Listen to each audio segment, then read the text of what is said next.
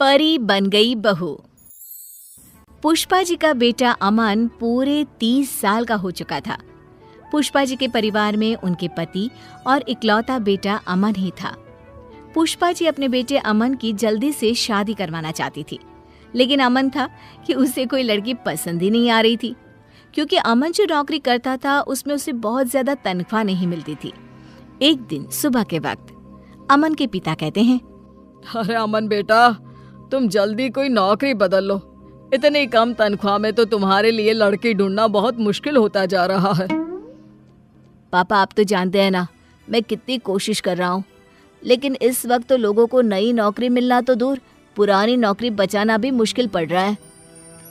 हाँ, वैसे बात तो तेरी ठीक है बेटा, लेकिन क्या करें, तेरी उम्र 30 साल की हो गई है और अगर जल्दी तेरी शादी हुई नहीं तो क्या होगा आगे चलकर। अरे मम्मी पापा, मैं बार बार शादी की बात सुनकर बहुत थक गया हूँ, और ये सुबह ऑफिस जाते वक्त ये सब बातें नहीं हो तो बेहतर है। लेकिन मैं भी क्या करूँ बेटा, अब मैं भी बूढ़ी हो चुकी हूँ। जल्दी से घर में बहू आ जाए, घर के काम काज में मेरा थोड़ा हाथ बंटवा दे तो मुझे भी कुछ सहारा मिले ना। मैं समझता हूँ, लेकिन मैं क्या कर सकता हूँ। कभी आपको लड़की पसंद नहीं आती और कभी मुझे। अच्छा चलो, कोई बात नहीं अमन बेटा, अभी तुम आराम से ऑफिस जाओ। मेरे दूर के एक दोस्त हैं, उनका फ़ोन आया था, उनकी रिश्तेदारी में कोई लड़की है, कल हमें उसे देखने जाना है। फिर से लड़की देखने जाना है पापा? मैं परेशान हो चुका हूँ ये बार बार नई नई लड़कियां देख देख कर। अरे अब ये तो करना ही पड़ेगा ना, तुम्हें इसमें भी कोई परेशानी है? नहीं माँ, कोई परेशानी नहीं है। ठीक है, मैं कल आपके साथ लड़की देखने चलूँगा। अमन परेशान होकर अपने ऑफिस चला जाता है और अगले दिन अमन और उसके मम्मी पापा लड़की देखने के लिए लड़की वालों के घर जाते हैं। लड़की की माँ कहती है, ये हमारी बेटी है सुधा, बहुत संस्कारी है हमारी बच्ची। जी हाँ, आपकी बेटी तो देखने में भी काफी अच्छी लग रही है। भाई मुझे तो ये बहुत पसंद है। अब आपको भी हमारा बेटा पसंद हो तो आप भी बता दीजिए।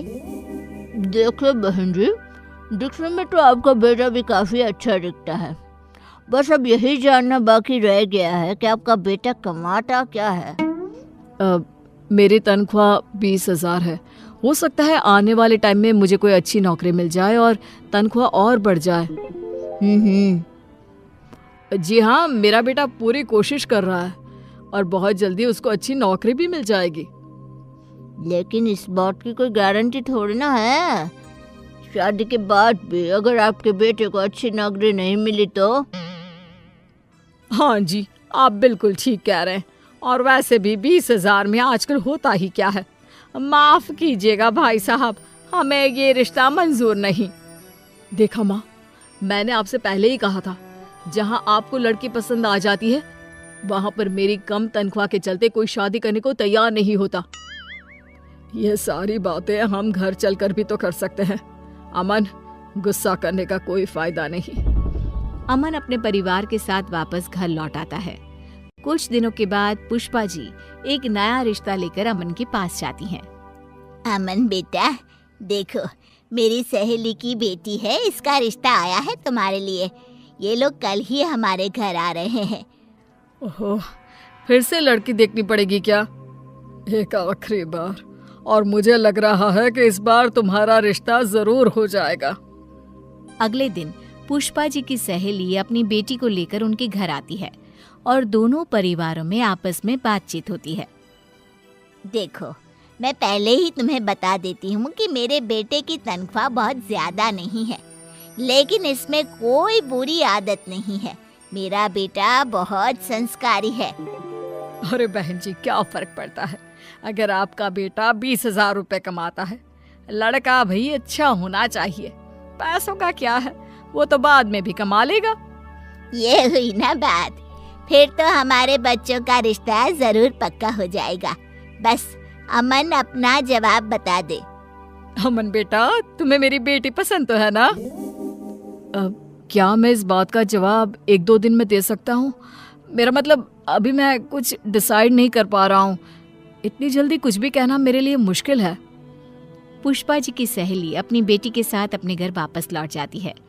उनके जाने के बाद अमन नाराज होते हुए अपनी माँ से कहता है, क्या माँ, आपने देखा वो लड़की दिखने में बिल्कुल खूबसूरत नहीं है, मुझे नहीं करनी उससे शादी। तुम्हारी बात तो ठीक है बेटा, लेकिन अब हमारे सामने कोई चारा भी नहीं है। उस लड़की को तुम्हारी कम तनख्वाह से कोई फर्क नहीं पड़ता। मेरे हिसाब से तो ये बहुत अच्छा रिश्ता है। लेकिन अमन पुष्पा जी की सहेली की बेटी के साथ शादी करने को तैयार ही नहीं होता। फिर से वही बात हो गई। कभी लड़की सुंदर नहीं मिलती, और अगर लड़की सुंदर मिलती है तो तुम्हारी तनख्वाह की वजह से रिश्ता नहीं हो पाता। अमन अपने मम्मी पापा की बातों से परेशान होकर घर से बाहर निकल जाता है। रात बहुत हो चुकी थी। अमन बहुत परेशान था। वो एक पार्क में जाकर बैठ जाता है। तभी पार्क में पीछे झाड़ियों से किसी के रोने की आवाज उसे सुनाई देती है। कौन है? कौन वहां रो रहा है? मैं हूँ, इन पेड़ों के पीछे। अरे लेकिन तुम कौन और पेड़ों के पीछे क्या कर रही हो? तुम तो दिखने में किसी परी की तरह लग रही हो। मैं परी ही हूँ, मेरा नाम परी है। अरे तुम्हारा नाम क्या, तुम तो बिल्कुल परियों की तरह खूबसूरत हो। लेकिन तुम इस तरह रो क्यों रही हो और इतनी रात को पार्क में अकेले क्यों बैठी हो? मेरा इस दुनिया में कोई नहीं है, मैं एकदम अकेली हूँ। मेरे माँ बाप दोनों का निधन हो चुका है।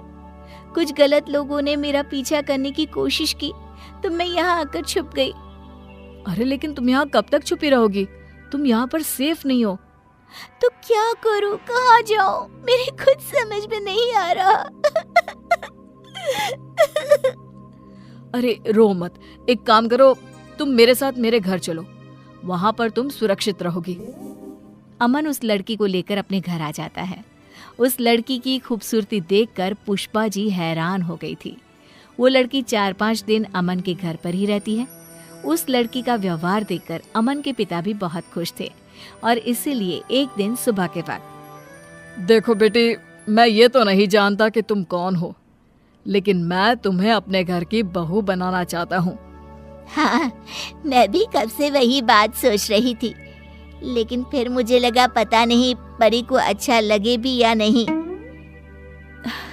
मुझे इस बात से कोई ऐतराज नहीं है। वैसे भी आप लोगों ने मुझे इतना प्यार दिया है, लेकिन अगर अमन जी कहेंगे तो ही मैं उनसे शादी करूंगी।